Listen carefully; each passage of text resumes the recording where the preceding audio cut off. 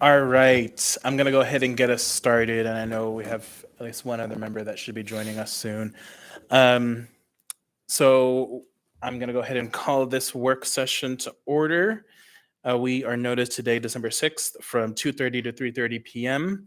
And this is a work session on Houston, Texas homelessness success Q&A.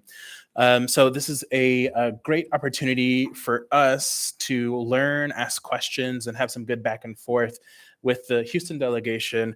Unfortunately, the mayor's special assistant had to head back to Texas, but we do have some great representatives here from business and the Houston Coalition who have a ton of history and background.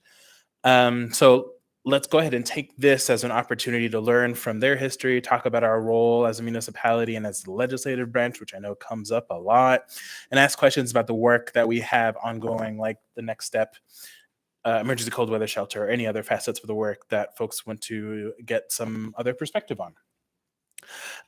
Before we get started, for members of the public, if we do have an opportunity at the end of this meeting, I may open it up for public comment, but I will say that there is a town hall later tonight at 6 p.m. at the Wilda Marston Theater that I will invite folks to attend in case we don't have that opportunity today, or rather at this meeting.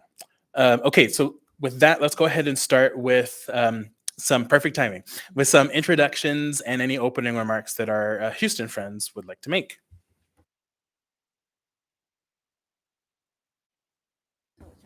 Thank you. My name is, but I don't have to yell now. My name is Mike Nichols. I'm the CEO and president of the Coalition for the Homeless of Houston, Harris County, Montgomery County, and Fort Bend County. We're very thrilled to be here, and I think I'll do the introductions, and then we'll come back around for opening remarks, if that's okay. Bob? Yeah, I'm here. Bob. Sorry about that. I'm Bob Urey. I am the now retired former CEO of Central Houston and the Downtown Management District and Downtown Redevelopment Authority for Houston.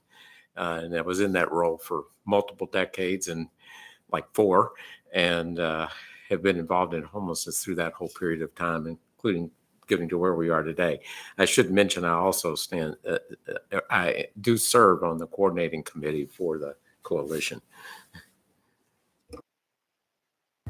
Hello, everyone. I'm Anna Rausch. I'm VP of Programs for the Coalition for the Homeless in Houston. I've been with the coalition for 10 years and have worked with various nonprofits in our continuum of care for over 20 years now. So it's great to be here. Thanks for having us. Hi, I'm Catherine Villarreal. I'm the Director of Communications at the Coalition for the Homeless in Houston. I've been with the organization for going on 4 years, and I've had the pleasure of doing a lot of media engagement as there's been a lot of interest in our work in Houston over the last couple of years in particular. And my apologies. I forgot to do something. Can we go ahead and do assembly member introductions? Yeah, I'm Kevin Cross. Pleasure. Hi, Anna Brawley, and I'll just note I have to leave at 3, but it's not out of interest. It's just the conference across the street. So thank you for being here.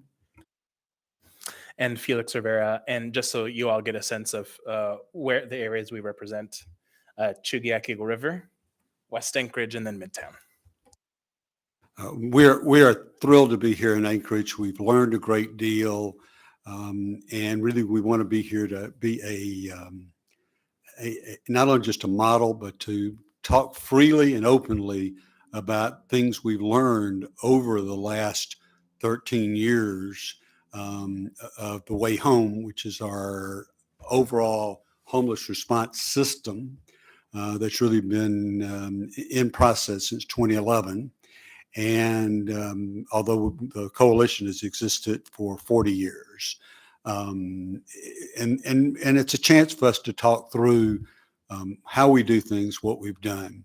I'll just open up to say that I'm very excited about what we've learned here in Anchorage, the direction you're going in, and hopefully over the last couple of days, we've been able to give enough ideas and tell enough stories about our successes and failures that yours will be only more successful.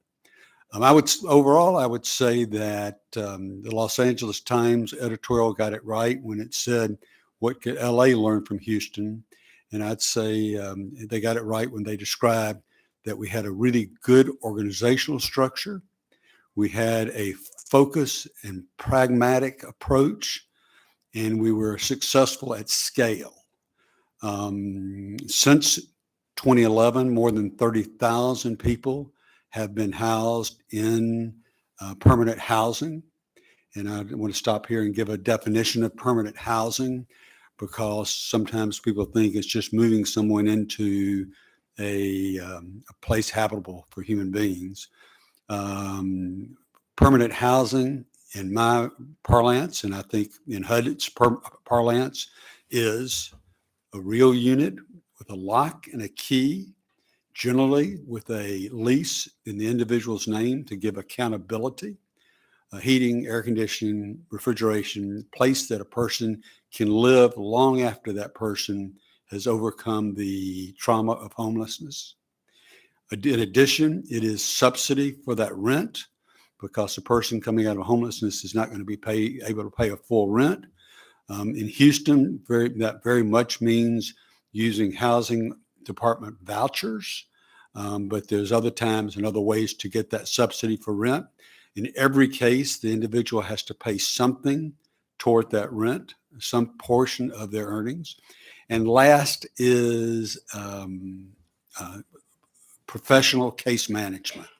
Again, case management that's paid for. It's not volunteers. It's people with expertise in supporting those individuals as they come out of the trauma of homelessness to success. As I said, 30,000 people since 2011. Our historic rate is almost 90% success rate, which means that people stay out of the homeless response system for more than 2 years. It means that people move ahead with their lives. It's a tremendous rate, especially considering that when we look to house individuals, we house the most vulnerable people first. Vulnerability is based on an assessment tool that every person who comes into the system is assessed and given a number, and the people with the most vulnerable individuals are the ones who are housed first. And that's pretty remarkable that even with that, you get a 90% rate. Vulnerability, as I defined it grossly, there's very detailed description, but it's really who's most likely to die on the street. There's many differences between Houston and Anchorage, but there are many similarities. And I'll stop here just to say that I'm very optimistic from what I hear about your system, about where you're going. And I expect that over a short time, you will see great success. The one thing I want to leave you with is don't give up after the first week, the first month, even the first year. This is a process that takes a while. And cities and counties that gave up too quickly really don't succeed. And there are days that just look harder. And so give it a chance to succeed. Don't move and go chase another shiny object too quickly. Bob, you're? Yeah. Come on. It's a pleasure to be here with you all. I maybe bring sort of the historical view of this. I may just say I'm historic, but I was around back when we actually set up the way home. And Houston found itself in that situation because it wasn't performing well, and HUD basically said to the city, you got to get your act together. And fortunately, they did it in, I think, a benevolent way from the standpoint of giving us technical assistance to help us get moving with it.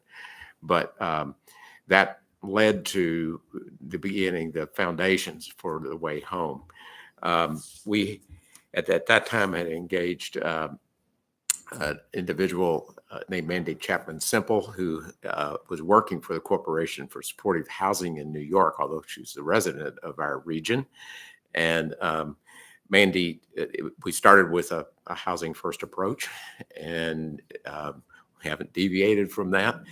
And I think that we had also a Mayor Niece Parker, who was very much behind this from the get-go once the sanctions were down, and really got into a leadership role to move us forward with setting up the way home and really moving the program along. We engaged, I'd say, multi-sector leadership for this, in some ways rather quietly, but the point on this was having enough people with influence and resources in the right places to sort of stand behind this launch of a new program back in 2012, spring of 2013. And I think one of the great things about that, this involved people from the corporate world, this involved people from the healthcare sector, from some of the public entities, and also from the religious community, all participating in this. It wasn't a large group of people, but they worked quietly with Mayor Parker, giving her a soundboard, but also sort of giving a friendly group that was held the whole program with accountability. And I think that was a very important piece of the puzzle. But in the earliest days of the program, just any kind of glitches along the way or challenges along the way, they served as this group served as a wonderful set of barrier busters for us as we needed to kind of move along with the program. Along the way, COVID helped, I think. It created certainly new resources. I'm probably lucky that we were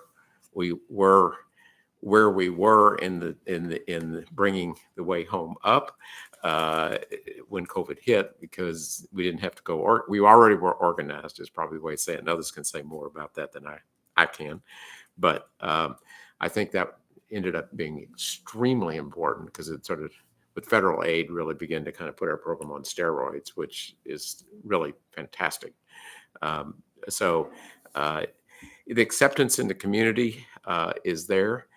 I will say this, my colleagues here may disagree with me, but I feel that it's, even to this day, still not too widely known in the community. It does help to have not just your media locally, but also have the New York Times writing stories. And that alone, honestly, probably does more to raise the awareness in the community and among other community leaders and whatever, when you finally have the paper that isn't in your town, but in New York is the one that's beginning to kind of put a spotlight on it. I think it sort of helps along the way.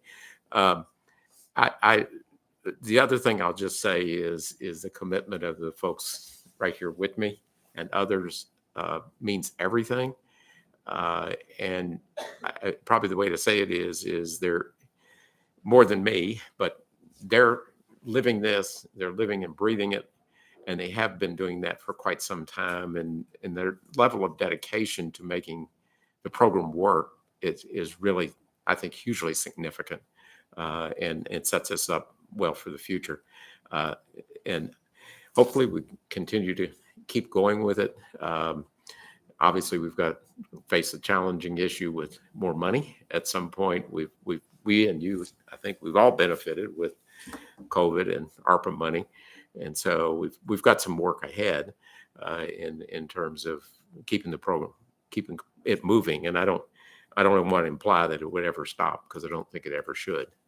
So I'll stop with that. And Anna, this person, down to the details of it here. She's the one that really makes it work. I think they did some pretty good intros if you want to jump into questions, unless you have anything, Catherine. Yeah, I think just one thing I want to say is, one thing we talk about a lot is what are some common misconceptions people have about homelessness. Because I think that there is an idea that people who are experiencing homelessness, particularly unsheltered homelessness, who are living in tents under freeways, they want to be there. And that, according to our data, is not true. That we can demonstrate, we do a lot of street outreach. We do what we call encampment decommissionings by closing down encampments by offering everyone housing. And the majority of people will accept our offer of housing. And so the nuance is here that some folks are not able to, they don't want to, for reasons that are valid or not valid, don't want to stay in a shelter.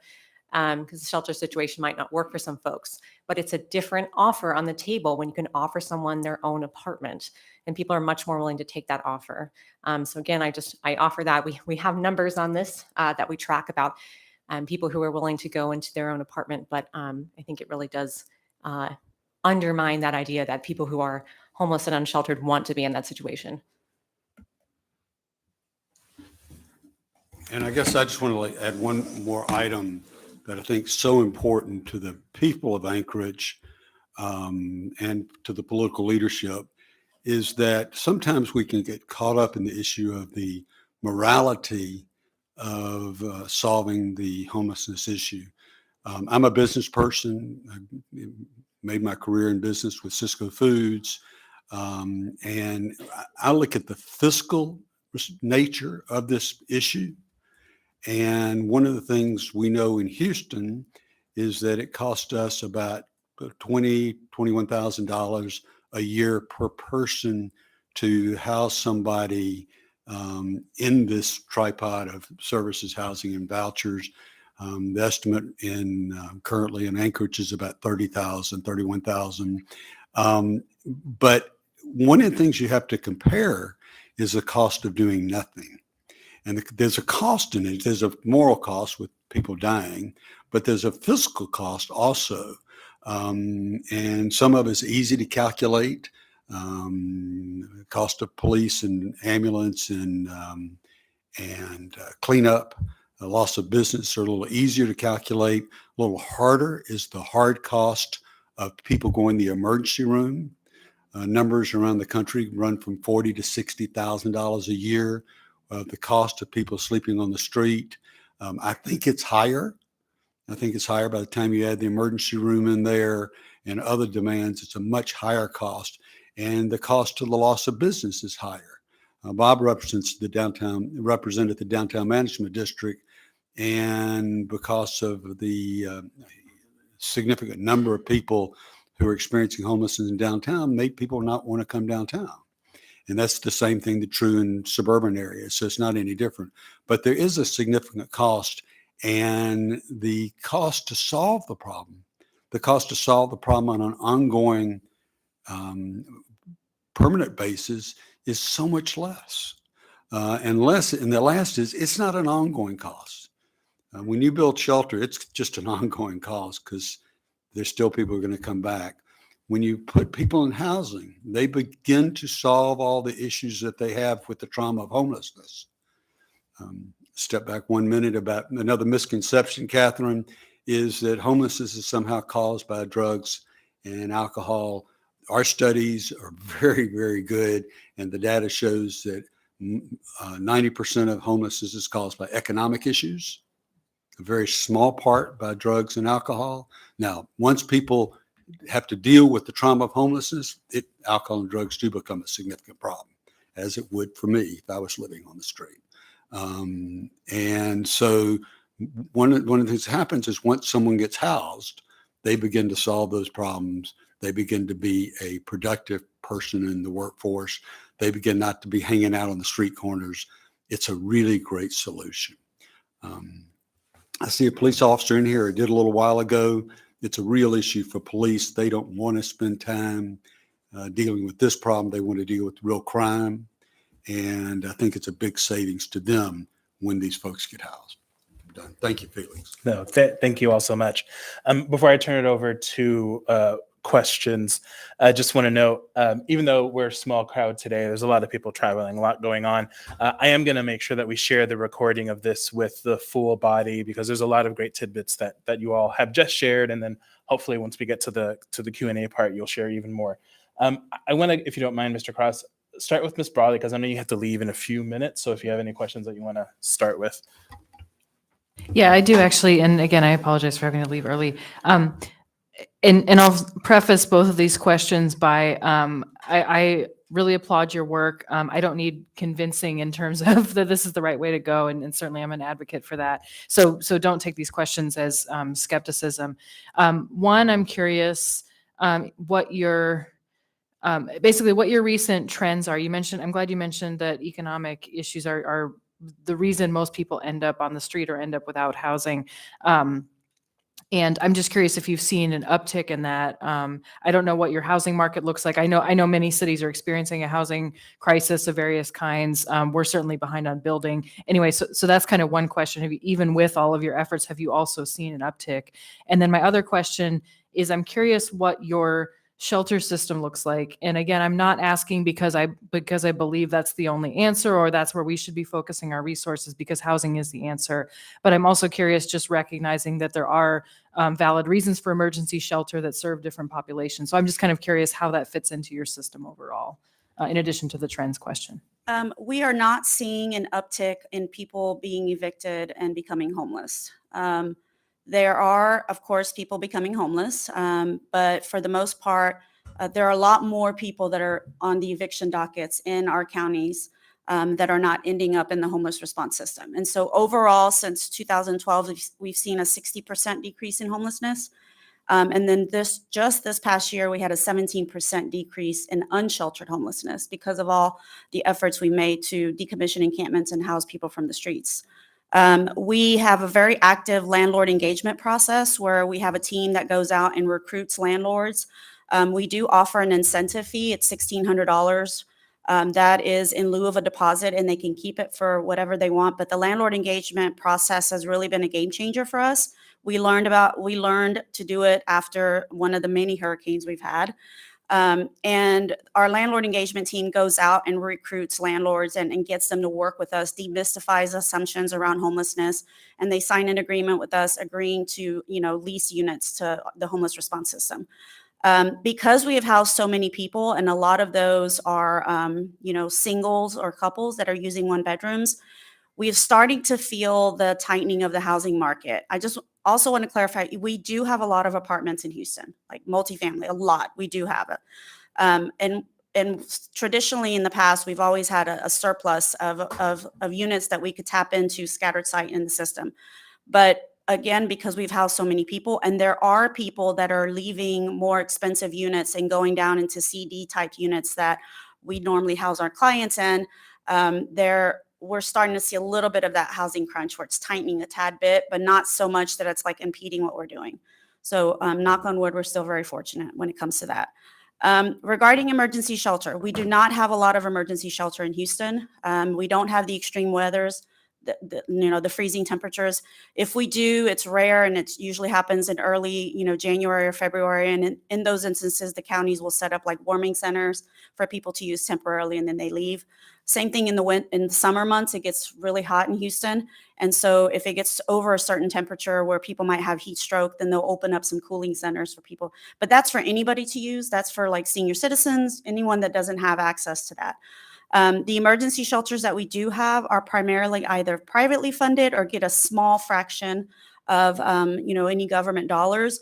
We have traditionally put probably close to 90% of all of our resources into permanent housing. And so the transitional housing programs that we had in our continuum of care, we reallocated the funds away from those projects to permanent housing. And so honestly, we don't have a lot of shelters, and the shelters that we do have operate on their own. They have their own wait list, their own intake process. We sometimes will reach out to them when we're needing someone to, get someone into the shelter, but for the most part, we don't do that. The last thing that I wanted to say is that because we're starting to see that tightening in the housing market, where we decommission an encampment and house everyone from the encampment. Now we don't have as much availability right away to house everybody, and so we now have a navigation center. So the navigation center is not an emergency shelter. It's for people that already have a housing referral, and they're waiting for whatever they need to move in, those final couple of steps. It could be like missing an ID, or they're waiting on the unit to be inspected. It's low barrier. It takes pets. It takes couples. You don't have to be married. And they just stay there temporarily, no more than 30 days. And then once their unit is ready, they go into their unit. And we also use the navigation center when we decommission encampments. And let's just say there's 15 people on an encampment, but we only have units for 10. Then the remaining 5 will go into the nav center until we can. But regardless, they all have housing referrals because we don't want to turn it into another emergency shelter because of the cost. Thanks. Mr. Cross? Thank you. And you spoke briefly on one of the things I was curious about, which is, I think it's really important that we bring more of the private sector in, because it's everybody's responsibility to help deal with this challenge. And so you had mentioned that you had a landlord engagement program, which was a $1,600 deposit. Any other levers that you've used that you've found have been successful in getting the private sector to be more involved in helping provide housing? Yeah, so I think we've met with a lot of landlords, a lot of people that own property and stuff. And the thing that they really always complained about or had a resistance for working with us is because they felt like we would put somebody in an apartment and then never see them again. And so then the landlord is having to deal with that individual if perchance something were to happen, right? And so it's important to understand that you can't have housing without the three things that Mike mentioned. You have to have the supportive services, you have to have the physical unit, and you have to have the subsidy to pay for that unit. And so we have, case management standards in place to ensure that case managers are meeting regularly with their clients and not just leaving them, doing home visits. And so the landlord engagement team, when they go out and they do regular education sessions for landlords, we have like landlord orientations. We have a website where people can go and sign up. Honestly, this idea came out of Hurricane Harvey. We were tasked with housing all of the people out of the disaster shelters, and it was quite a few.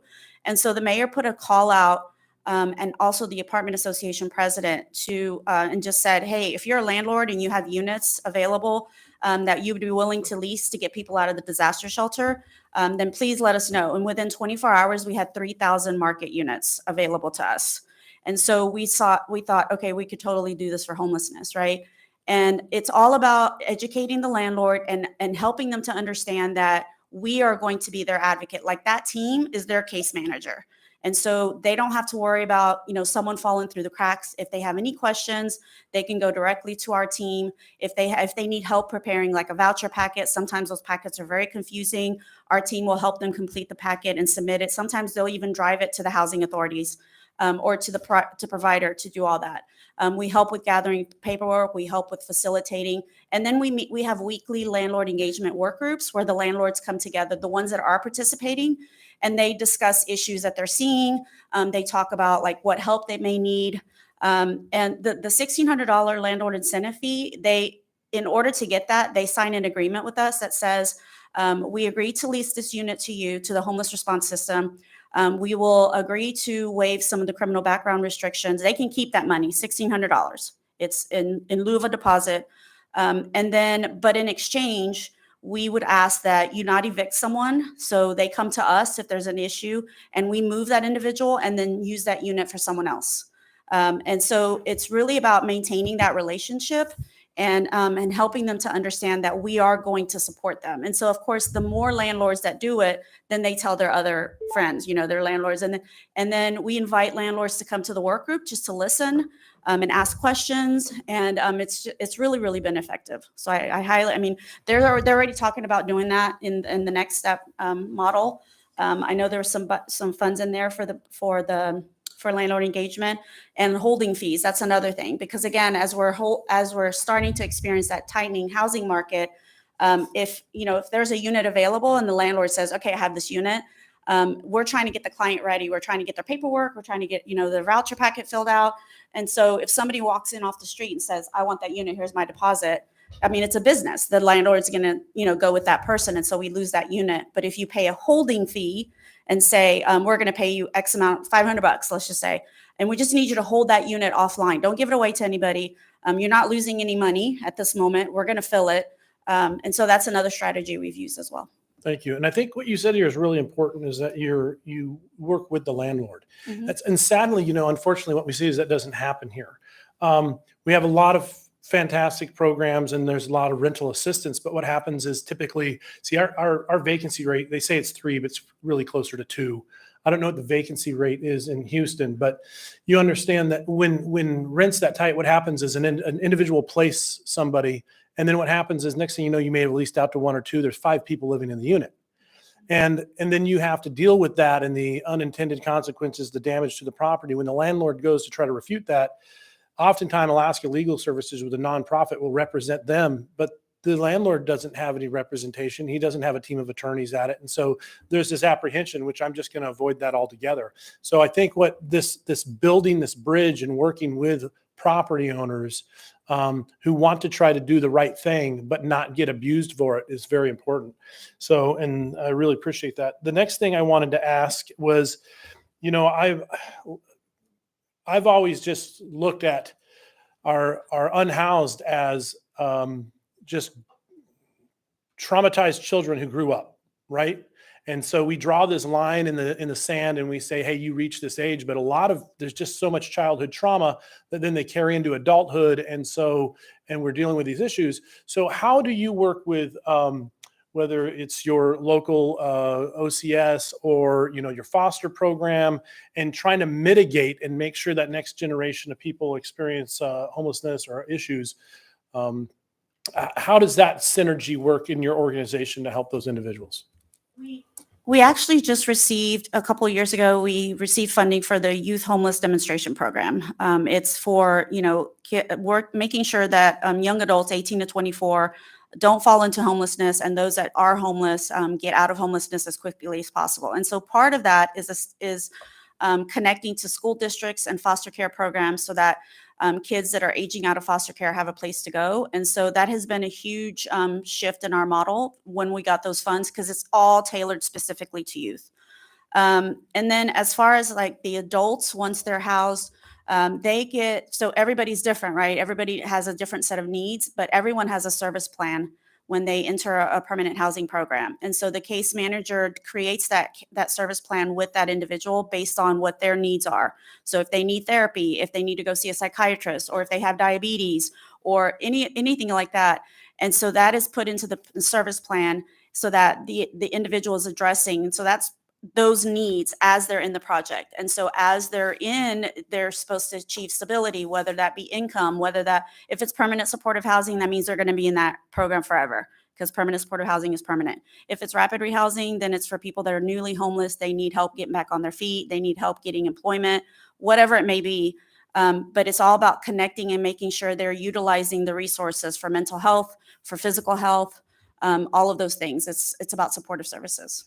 One of the things, Anna mentioned the Youth Development Project. That was something that we applied for many times from HUD before we got that. And what that reminds me of is the importance of a well-funded, well-established coalition. Somebody who has really years of development experience trying to bring these HUD funds into your community. And again, it took many years of reapplying, working with our partners in the youth system to get that grant. And so I will say that if we didn't have the coalition and have it well established, we couldn't bring that federal money in. One of the things we tell our private funders is for every dollar that ends up in the coalition's operating budget, $89 is brought in from federal funds. And part of it is just the experience of asking for those federal funds every single year in different ways to never miss an opportunity to bring those federal funds in. Yeah, we had a health policy committee meeting this morning, and that was the second, they mentioned that this morning, which was the importance of that gap. You know, there's over 300 children in Anchorage between the ages of like 10 to 15 they're unhoused or homeless or something. And yet there are less than 10 qualified foster homes for housing them with individuals that are trained appropriately in handling, you know, troubled youth. And so my question is, how do we get money to training individuals and training families so that these poor children aren't just ping pong balled from home to home because they're like, oh my gosh, I wasn't prepared for this. And then each time it just adds another layer of trauma on top of the child, you know? One thing I want to say about that is that unfortunately our system, right, in Houston, we are responding to homelessness. Yeah. So by the time a person gets to us, they've already been failed by multiple systems. And with the finite amount of resources that we have for homelessness, it's hard to focus on upstream. So So those things that you're talking about, then in my mind, the communities need to push back on those systems to make sure that they're adequately funded. And they're like you said, there's only 10 foster care centers that these kids can go to. So what can you all as a community do to change that and to push funding towards that? And I know it's like, we need money for homelessness. We need money for this. So, but that's kind of where, I wish we could solve all the problems, but here we are. Okay. Yeah. And real quick, and I appreciate it, Felix, for you being generous with my time, but just one last question is, how are you guys handling those individuals? I've heard, and that that's a small group there is a small group that just repeat, right? And that they're in a cycle. How are you guys dealing with the individuals as you're placing them, and perhaps you try to, and then they're in this horrible cycle of repetitive, you know what I mean? And what do you do for those individuals that might be different?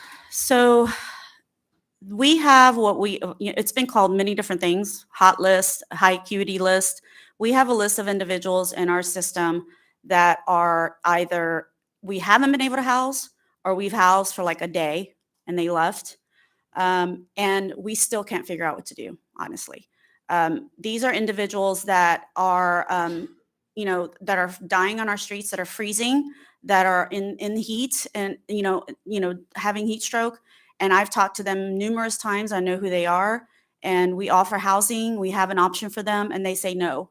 And so we've tried to get a work group together with, the justice system, the health system, the mental health system, to figure out what we can do, because it's about, when you talk about, heaven forbid you say the word committing, it's terrible to think of that, because there's so many people that have lost their rights when experiencing something like that. But at the same time, if you have a person who's constantly saying no, but they don't realize that saying no is essentially they're going to die, and we're watching them waste away on the streets. It's something that many communities are facing, and we really need to put our heads together to figure that out, because you're right. There are those individuals that we can't help. Well, and I think that compassionately, how do we address that? Because it's a slow form of suicide, and that's and that's tragic. So This effort that Anna's talking about, I think one thing that to realize here is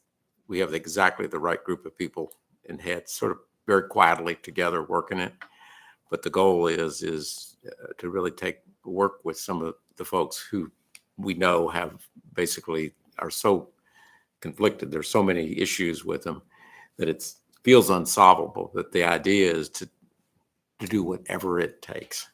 And part of that is just to begin to really understand what would it take with some of these folks that are amazingly the number of issues that they have, and the amount of times they hit the system, so to speak, in one way or another. And I think the attitude among that is this is worth doing. One, for humanitarian reasons, it's worth doing, but it's also worth doing for economic reasons, because many of these people end up being tremendous users of services and systems, which ends up being a lot of money too. But I want to add on top of that, I want to argue for the pragmatic approach for the scale. This is a small number of people. It's about 10%. That's my guess. I don't have a hard number, but it's about 10% of this population. My argument is, let's go house the 90%. Let's focus on that. Even when you spoke of these other systems, the criminal justice system, the foster care system, the educational system that fails these individuals, I get it.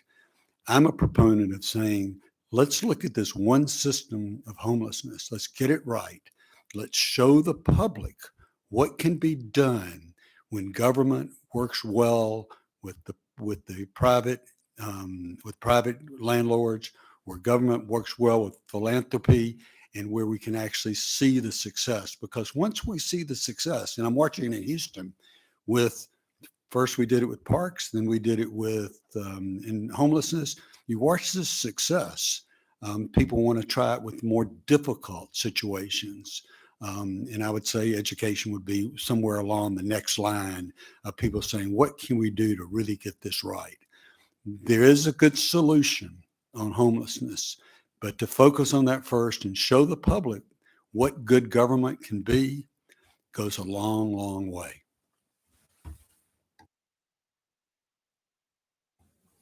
All right, thanks. Good questions. So I have a few questions, but before I just clarification. One, Mr. Cross, you're probably aware of this, but we were also lucky some years ago to have a youth demonstration project approved through Covenant House. So I don't know if you've talked with Covenant House, but they're the ones that are spearheading that effort through our youth demonstration project locally. And then with regard to how you are doing the landlord partnership, it was really curious when you talked about no evictions and sort of moving the individual and getting someone else in that location. And I'm just curious about how that. And the landlord agrees to a mutual rescission Okay. rather than evict them, so they don't have an eviction on the record. Yeah. All right. Okay, so then my questions. I'll start with the big one that comes up a lot, which is the role of the legislative branch in this work. So we are two branches of government: the executive branch and the legislative branch. And much like Houston, we have a strong mayor form of government. As I've heard you all say, you guys even have a stronger mayor than we do. I'm just curious about the legislative branch's role in all of this work. In particular, there are some members, some of my colleagues who say, the legislative branch's role should be fairly narrow. And then there are others like myself who say, well, yes, I think in general, I can agree with that concept, but also I think there are times where we have to step up and come up with the plans, have that leadership, and I have not been afraid of doing that for better or worse, good or bad. And so I would love to hear y'all's perspective of that, specifically role of the legislative branch in this work. What should we be doing when it comes to homelessness? The city council, although, as we said, we have a strong mayor form of government, the city council is very involved in what we do, along with the county commission, which is a 4-member commission and a county judge who have a much stronger, the commissioners are much stronger than the senior administrator. So they approve these projects. They are interested in them. We do have to work with them because they have districts. Sometimes they'll come in and say, well, can you help solve this problem in our district? And we have to say, no, the system is going to take the most vulnerable people first. So it gets a little bit more dicey. But overall, they do approve the projects. They're very interested in them. And they've been really part and parcel of the work of keeping the system moving and continue to build support. One of the things that happens is when you get a new mayor, sometimes they want to look for another shiny answer that can be their answer.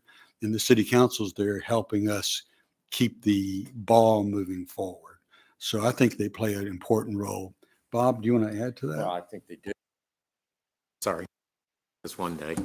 No, I think they absolutely do. The other area that comes to my mind is he's now retired state legislator, a guy named Garnet Coleman, who is really been a champion, especially for mental health. And it, of course, there's a huge intersection here with our work in homelessness. But he's literally for decades has been basically finding money, doing whatever you have to do kind of to get there. And we just actually opened or broke ground, basically, excuse me, not open, but some specialized housing for those that are, in a sense, transferring, sort of moving along the line in being able to, I think, live independently, who have mental illness that probably started coming in through trauma units in our public hospital system, transferred to a mental health authority in Harris County, their facility, which was sort of a 30-day, 45, 60, 90-day sort of transition facility, and then would actually be able to move across the parking lot, no less, to housing where if they really do need some help to watch over, the folks right next door are there and they know them, which I think is extremely helpful. But when it's groundbreaking, it was interesting to me because you realized how long it took to braid money to put this project together. And we have a very, very strong executive for the Mental Health Authority, and he just never would let it rest. And it was nice to see it all come together. I want to add to that about the legislature. Many years ago, 40 years ago, I was a state legislator, and I recently heard our Mayor Parker, who we discussed, say that where city officials, mayors, and city councilmen, legislators and congressmen get to choose their issues, where issues choose city mayors and councilmen. And one of the things I would like to urge, I know you said you were going down to Juneau, and I would like to urge you to find some legislators, especially from the urban areas, to take this as their cause. It's very important that you find some legislators who will take this as their cause and make them heroes out of this too. Yes, it's a city issue, but you certainly need legislators like Garnett Coleman who are there fighting for this issue. Thanks. I think one of the key takeaways that I think I heard you say, and please correct me if I misheard, was that elected leadership is important, but elected leadership should stay on the plan. When elected leadership gets off of the plan and does their pet project, then that's when things start to go south. Okay. And the question is, how do you do that? And I'm going to look to philanthropy to do that. They need to be talking about that all the time. That's why I said you need multiple business community. You need multiple groups who are with you on this plan to keep saying, stay on the plan, stay on the plan. Just add one more thing to that. We won't be sworn in until after the first year, but we will have a new mayor come Saturday night. And I think one of the immediate things there is making sure this individual is on target with everything that we're doing here and going forward. And he's already heard it, but he has some of his own ideas too, which is fine. But I think it's one of those things where we just don't waste any time in terms of, and he's going to be there with us. I'm not worried about that at all. Or he or she. I would be very careful here, very politic here about how I handle this. Great. So I have one more question, then I'll go if any other folks have questions. So, and you actually mentioned this, so a good segue. So braiding, leveraging funds, coordinated funding, whatever you want to call it, what do we as policymakers and appropriators, so we have the HUD plan that we approve, we have the alcohol tax funds, which a portion of it go to homelessness and housing, and then we have any sort of general government funds that are unspent at the end of the year, we can reappropriate those to efforts like this. So what do we as policymakers and appropriators need to know about braided, leveraging, coordinated funding? And in particular, what questions should we as appropriators be asking when someone puts forward an idea and they want it funded, which happens quite a lot. People come to us asking for dollars for this or that idea, this or that project. What questions should we be asking to make sure that it's system focused and that we're coordinating funding as much as possible? The number one thing you should ask is, have you met with your COC lead to make sure that this is in line with what your community needs? We are very fortunate in Houston that after we established the system that we know it right now, we are very in tune with our city council, mayor, commissioners, judge, like Mike said, and they're the ones that make the decision on where the funding from the housing departments are going to go. And so the old way, before we got coordinated and started to collaborate, the city, the county, the state, they were putting out funding proposals, RFPs for just what they thought the community wanted, right? And so then partners would apply for things that might not necessarily be what the community needed to really make an impact on homelessness. And so now that doesn't happen anymore. We, every year, we write narratives and provide data for both the city and the county's action plans so that we already know what's coming, not just for the entitlement dollars, but anything that comes in extra from the state. We don't get a lot of stuff from the state, but anything that comes out from the federal government or whatever. And so there's never a time when the city or the county will put out an RFP that the lead agency doesn't know about. And if a partner goes to them and says, we want to do, emergency shelter, they already know to say, have you talked to the coalition about it? And then pushes it back on us so that we can then intervene and say, what's going on? What are you needing? And why are you needing this for? And let's look at the data and see why you need this. We're very data driven. So data, look at your data.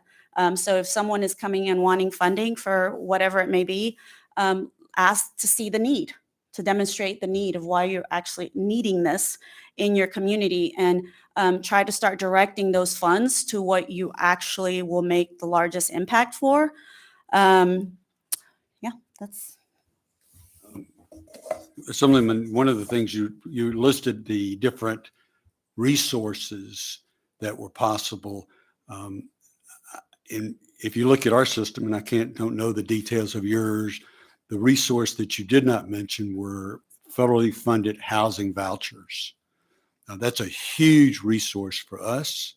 It's many millions of dollars. And when we see those dry up, our efforts dry up. So when we talk about braiding, it is braiding these dollars for services, but it's also braiding these dollars/vouchers for rent subsidy. And we could not do our work without it.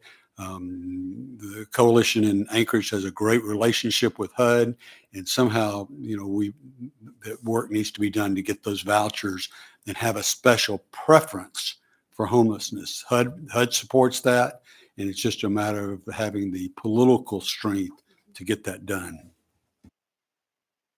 I'll add to that. I think that having a connection with your public housing authorities is crucial. I've only heard a few things about the entity that holds the vouchers, but we have fantastic relationships with both of our housing authorities, the Houston Housing Authority and the Harris County Housing Authority. And they both have put a homeless preference into their admin plans. So that means that out of the allocation of housing choice vouchers that they get every year, the homeless response system gets a certain allotment every year. And so we use those vouchers to create new permanent supportive housing programs. We've also taken some of our existing continuum of care funded projects and taken the leasing amount or the rental assistance and used vouchers to replace that, and then rolled the rental assistance into supportive services and increased the capacity for that project. So that is something that can be considered here. You could look at some of your PSH projects that are COC funded, and if you have house vouchers to pay for the subsidy, you could increase the capacity with services. But you have to, whoever has any kind of connection or pull or friends in high places with the public housing authorities, that is definitely crucial, because there are so many different vouchers that come in that can help. Like we've gotten mainstream vouchers in our system. Our PHAs have collaborated with us. Family reunification vouchers. A lot of the special purpose vouchers that comes into the PHAs, we have gotten it into the homeless response system. So I think that would be a huge game changer for all of you as well. Great. No, thanks for that. I agree that's an important part. I didn't mention it because we don't have control over it. It's all a state agency. But I'm wondering, actually, I'm going to turn to someone in the audience, head nod or not, because does HFC do a homeless preference for vouchers? No? Okay. Well, that's something to look into then. All right. So we just have Let me just add, go ahead. I want to add to. One thing I forgot to mention when you're talking about making decisions and what you should be looking for, also look at low performing projects. So like if you're funding a project that is really not making a huge impact, then it's time to consider moving the funds away from that project and putting it into something that will make an impact. We've actually done that on the COC level, and really with local projects as well, is we've pushed to reallocate funds from projects that are just costing a lot of money and not really making an impact and putting it into permanent housing. The other thing I was going to add is HFC, or the entity who's holding these vouchers, they usually don't get much positive press. And Catherine's down the other end. We do everything we can to share this love and the success with the entities that help fund it, and especially those that don't always get the positive press, like the housing departments, like the landlords. You know, landlords need positive press too. And we share that love with them. And anytime we can't pay them back in dollars, we do pay them back in positive press. Good point. All right, so we're pretty much out of time, but Randy, I know that you didn't get a chance, so if you want to have any questions or any comments. Sorry, real quick, you don't have to answer now because we're out of time, but you talk about data, but I haven't, unless I missed it, anyone expand on how you gather that data, how you manage that data, because it's a difficult set to grab from that population. It's moving. Yeah, right. Yeah, so we have a homeless management information system, and we have a great staff internally at the coalition, and all they do is handle data. And so we are data entry, data participation is part of the scoring process for getting funding in our continuum of care. So if you have bad experience with HMIS, even our funders will come to us and say, hey, Anna Rausch's agency is applied for funding for this project, how they've been in HMIS. And so we go and look and say, oh, they're terrible. They never want to use HMIS. They're not putting in what they need to. And so they won't get funded. And so once the word gets out enough, then people start entering the data like they're supposed to. So we have a wealth of great data. We use our outreach teams go out and they collect data in the field. We have an outreach app that we use. There's just various mechanisms that we have to make sure that the data is rich. We have great data in our system. But when we say that, what we say is not just people at the coalition. This is all the other agencies. They're responsible for gathering that data. There's a lot of intensive training. There's a stick with that carrot, that we really want that data updated. We want those case managers to know their responsibility is updating that data so we know where their client is, what's happening to that client. And that's a big part of what any of the groups do. And that includes we have homeless outreach teams in our police departments. They too are responsible for putting in that data. Did you want to do anything else, Kevin, before we Just a adjourn? statement. You know, it's really interesting. Fantastic information, by the way. And so giving me a lot to chew on here. It's interesting because, you know, we're in like a snow globe in that we don't have a lot of counties that we can reach out to. So we have this finite amount of real estate that's available and available units. And we either build new or we get the private sector to be more engaged with the existing housing stock, right? And so there's a third leg, which is we could look at dilapidated properties and trying to get those, and we're working on that. But it's interesting because there's only about 5 or 6 property management companies that control about 80% of what we call Class B and C. They're the big 900-pound gorillas. And so I'm looking at where are we failing to reach out to these that are managing 600 and 700 units and creating a system that they would want to engage with. Because right now there's no incentive. Our vacancies are so low, there's not incentive. But I think there's a possibility there, and that we can, as a municipality, we can bridge that gap and say, you know, how do we resolve some of your concerns? Because, you know, they're not heartless. I've met most of them, and they're mostly good people. They're apprehensive based on previous experiences. But you've given me a lot to think about, and I really appreciate it. So thank you. Thank you. Great. Well, thank you all so much. This has been a great conversation. Like I said, I'm going to make sure that the rest of my colleagues listen to the recording because a lot of good stuff. And then for folks in the audience, hopefully you all will be able to come to the town hall tonight at 6 o'clock at the Wilda Marston Theater at the LUSAC. And hopefully other assembly members will as well. Thanks, everyone. This meeting is adjourned.